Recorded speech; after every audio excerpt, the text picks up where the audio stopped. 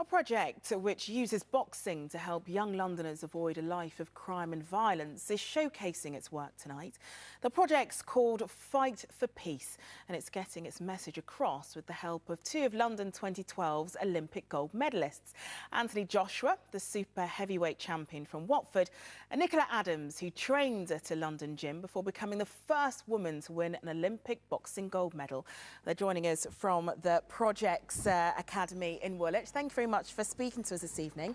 Now, the research from the Fight the Peace campaign, Fight the Peace initiative, shows that its projects have had an impact of about £2.5 million in Newham because of crime prevention and personal development of its pupils. Why do you think boxing has had this impact? Let's start with you, Nicola. I think it's just because of the sport in general.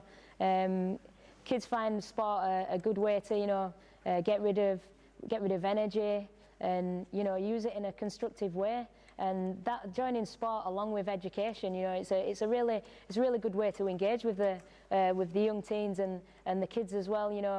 Sometimes you join a gym and all you'll do, you'll go to that gym and then you'll leave the gym and then that's it, that's all gone. Whereas, Fight for Peace, it's a little bit more than that. You get the education along with it as well. So when you leave the gym, it's not just all about the training. It'll be about the education and being able to find a job and have people to help you do that. Well, Anthony, some may feel that boxing could be counterproductive, teaching at-risk kids who are at risk of offending how to fight and to hurt people. Explain that to our viewers.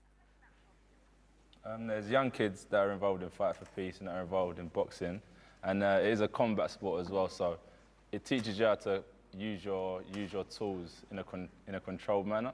You're not supposed to use it out on the street, so coming to a gym, learning how to box, competing and becoming a champion fighter, that's what their goals are, not to take it out on the streets and use it in other ways. Now, would you say that boxing has helped you to turn your life around, Anthony? 100%. When I left school, I was a bit lost for a few years. I moved to London, and me and my cousin started training together. Oh, unfortunately, we've got a few technical problems there with Anthony and Nicola. We'll see if we can bring them up a little bit later on. But let's move on to the rest of the programme. And within the past